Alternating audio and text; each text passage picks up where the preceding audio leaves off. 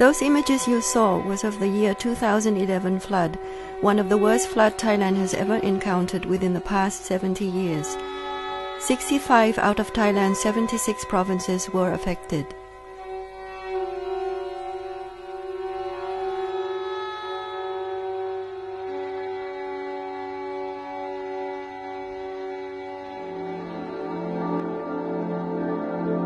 Thailand, where floodwaters are threatening the main road in and out of Bangkok. คือในบ้านนะ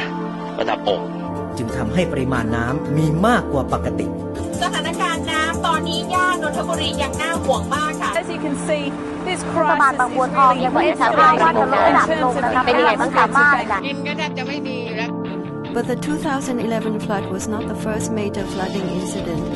The first recorded was in 1942, as in this short documentary film. This was what the inner city of Bangkok looked like 70 years ago.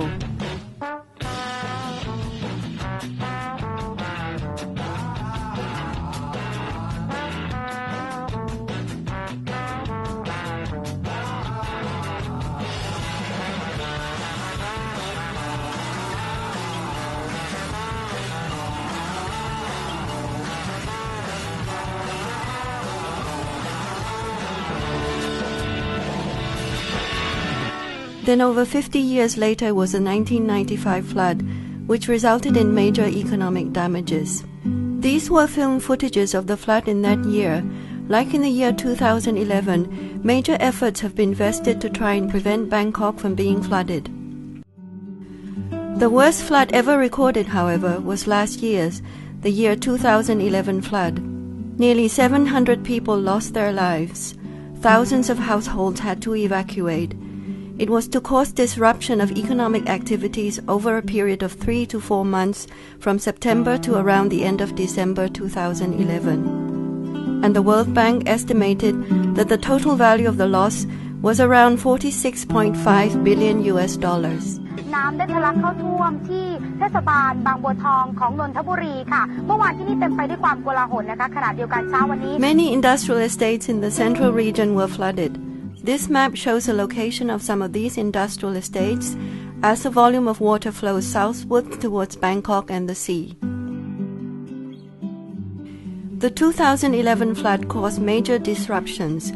Those who did not evacuate had to cope with shortages of food and water.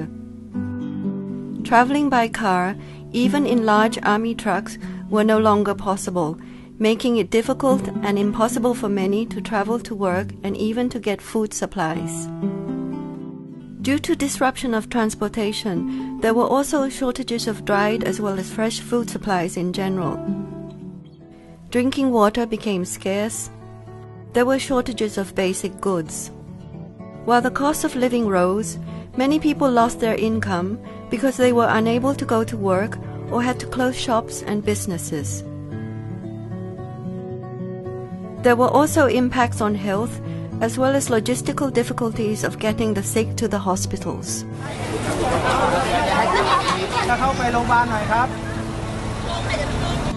While all the households in the flooded area faced the same fate, the impacts to the rich and poor differed. We assume that this would be due to the differences in access to information, ability to understand, affordability, and resources to respond. And this is the background for the study on the economic damages of Thailand's 2011 flood. The objectives of the study were to analyze and compare the economic damages experienced by rich and middle-income group and low-income households, to analyze differences in preventive and coping strategies among the two groups of respondents, to analyze the effects of having more time and information to prevent damages and to implement coping strategies. This study was funded by the Economy and Environment Program for Southeast Asia. We conducted the survey in 3 districts: Bang Baw Thong District, Nonthaburi Province, west of Bangkok;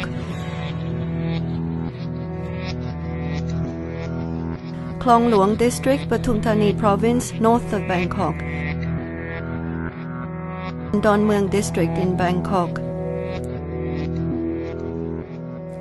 These were districts hardest hit by the 2011 flood.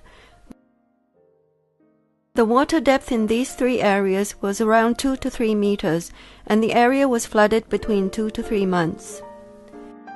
In each study area, we interviewed two groups of respondents. The first is the medium to high income group. The second is the low income group.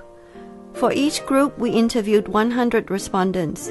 In total, we interviewed 600 respondents, comprising 300 medium to high income households and 300 low income households. To allow for quick and efficient location of these households for the Phase 2 interviews, the location of all the households interviewed were geocoded, as shown in this map of Bangkok district in Nonthaburi province. Median total household costs were about $2,200. This graph shows how total economic costs vary dramatically across households.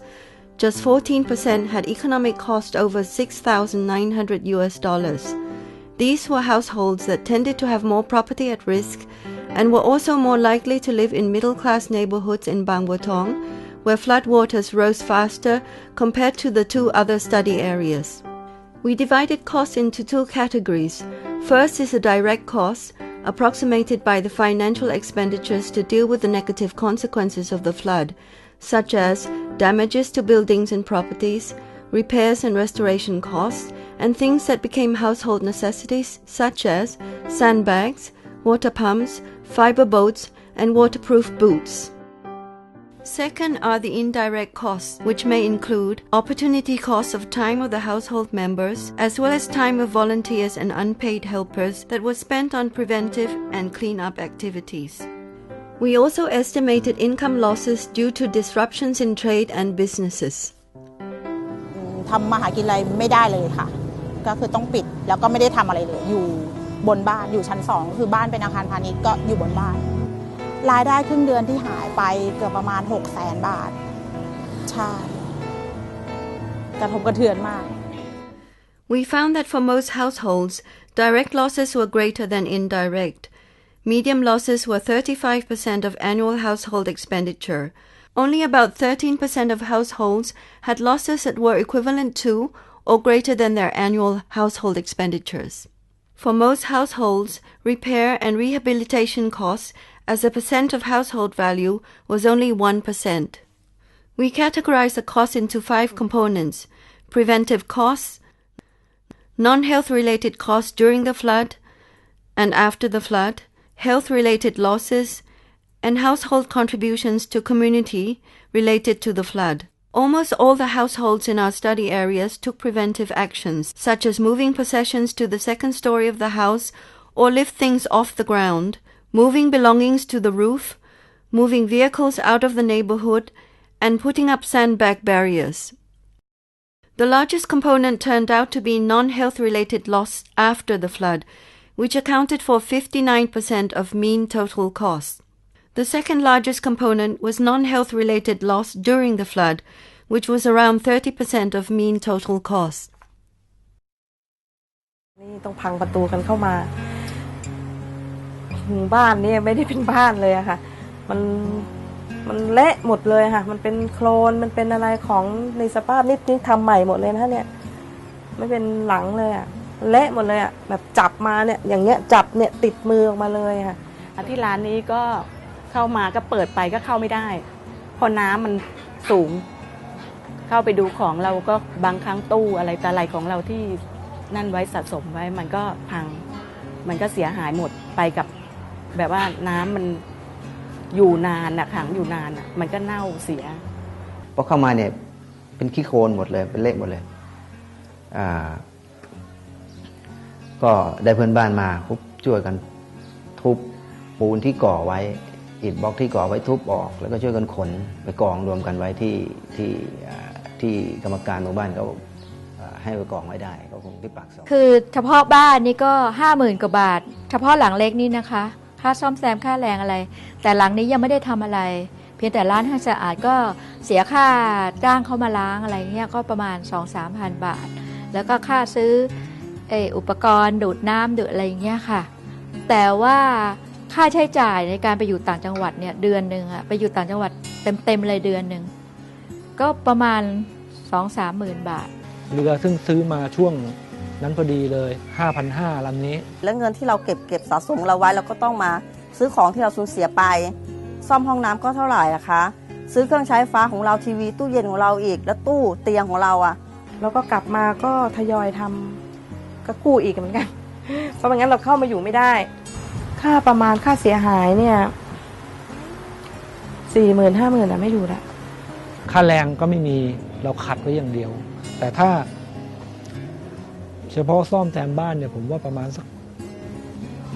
6-7 หมื่นน่าจะได้น่าจะพอ Flood warning systems are often believed to be among the most cost-effective non-structural options to reduce flood losses. We did not find much evidence, however, to suggest that improved flood warnings would have helped many households reduce their economic losses. Despite the massive news coverage, many people were still caught off guard by the severity of the flood in their own neighborhood. อยู่มาจะ30 ปีไม่เคยมีน้ำท่วมก็คิดว่าถ้าท่วมก็คงไม่ถึงหัวเข่าหรอกอะไรอย่างเงี้ยตัวบ้านนี้ยังไม่เข้าเลยในรั้วบ้านนี้ยังไม่เข้าเลยอย่างเงี้ยก็เลยกะว่าอยู่คืนนึงก่อนแต่พอเที่ยงคืนปุ๊บมันก็เข้ามาตัวบ้านเข้าพอเช้ามาก็คือเต็มข้างล่างนี้แล้วก็ไม่อยู่ไม่ได้แล้วเขื่อนมันแตกตอนนี้แหละเราก็ยกข้าวของไม่ทันของเราก็เสียหายเยอะชั้นล่างเครื่องใช้ไฟฟ้าอะไรไปหมดเลยข้างบนนี้ก็เกือบไม่รอดน้ำมาวันที่24เร็วมากเก็บกันไม่ทันก็มาท่วมสนามหญ้าเนี่ยเต็มไปหมดเราก็คิดว่าคงไม่ท่วมพื้นบ้านแต่พอตื่นขึ้นเช้ามาดูอีกทีก็จะท่วมสูงขึ้นจนกระทั่งมาถึงประมาณนี้ This was because it was challenging for people to determine the risk probabilities given the conflicting information coming from different sources, and the content of the information itself, which often was not of much practical value. For example, households could have benefited more from information about where the flood had reached and how long it might take to reach their neighborhood. They could have benefited more from information about the expected water depth to better decide whether to move cars out of the area, whether to move belongings to higher grounds, or even how higher things should be moved. People could better judge whether it is worth the time, the efforts, and the money to build barriers to prevent water from coming into the house. When the water depth turned out to be much higher than anticipated, even if preventive measures were undertaken, it was not possible to avoid the losses. So people who invested in preventive measures might turn out to be people who incurred greater economic losses. Unlike the tsunami, hurricanes, or typhoons, the 2011 flood was an event that unfolded slowly over a period of 4 months. It affected both rural and urban areas in a time when most people had access to multiple sources of information, when people were well connected by the internet, when people had smartphones and social media. We hope that our findings can provide a clearer picture of the damages and the composition of the damages at the household level. We also hope that we will be able to illustrate that it wasn't so much the availability of information, but the screening and assessing of risk probabilities and severity in terms of how fast, how high, and how long the flood would last that can assist households in taking precautionary and coping measures that will reduce their economic losses. To policymakers, we hope that our estimates of household economic losses can provide some indication of the economic losses that can be avoided if preventive measures were effective. Finally, it is our expectation that our findings on the role of information can contribute to the design of warning systems that people can make sense of to ensure that the information provided can be of greater practical value.